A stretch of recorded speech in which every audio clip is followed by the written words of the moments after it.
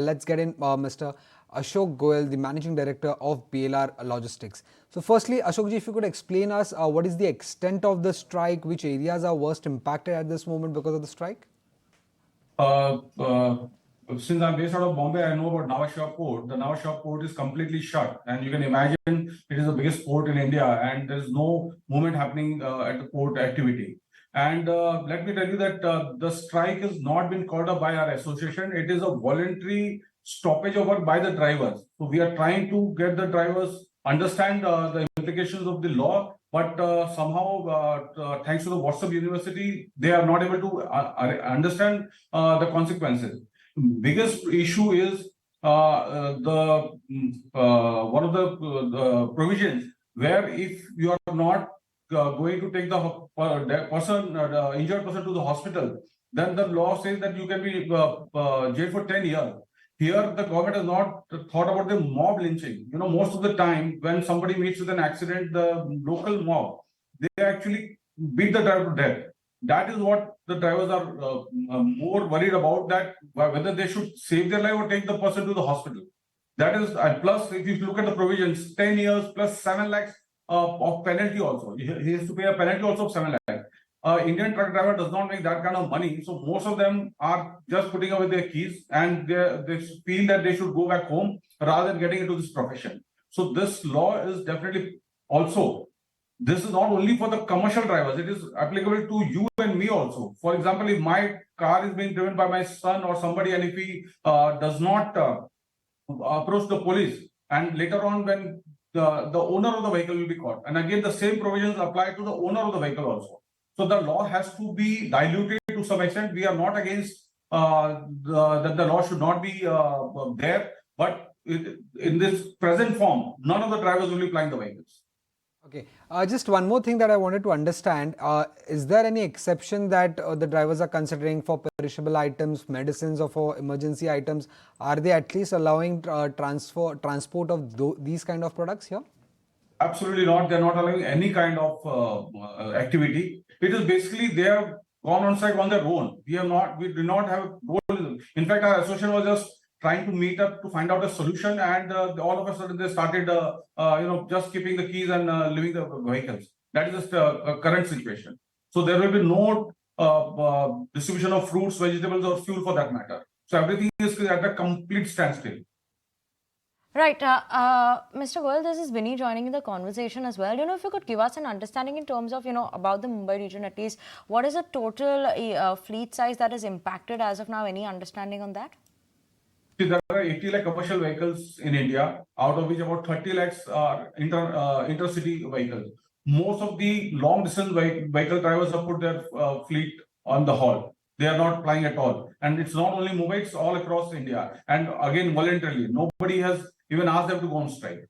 They are doing it on their own by contacting each other on WhatsApp, and they are doing it on their own voluntarily. Okay, do you have any initial estimate as of now, like in terms of what would be the loss of revenue in terms of to the system as well, or any impact, any understanding on that initial estimate as of now? Ma'am, if you really see, if all the imports, exports, and everything comes to a complete halt, I think it should be more than 50,000 crores a day, because everything is at a complete halt. It has never happened in the history that the drivers have gone on a strike on their own. It was always the association who used to call for a strike, and this time the drivers have voluntarily gone on strike. So we have, you can imagine this thing that they are not allowing anything to, they are not flying. For example, when you talked about the essential commodities, they are not willing to fly.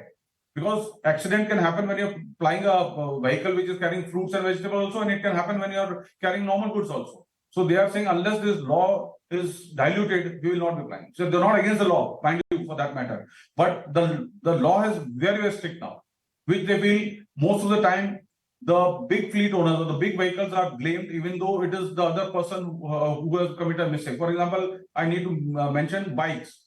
The bikes take a wrong turn, or they try to cross the big truck, and then the accidents happen, where the driver is not at all at fault, but still he suffers all the problems with the police and the other cases. That's the main reason that they have gone on strike.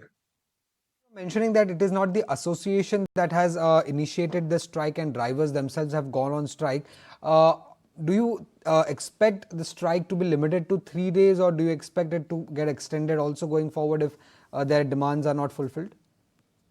It could be extended because it's now a matter of life and death for them. So the drivers are hell-bent that unless the laws are diluted, they will not be plying the vehicles.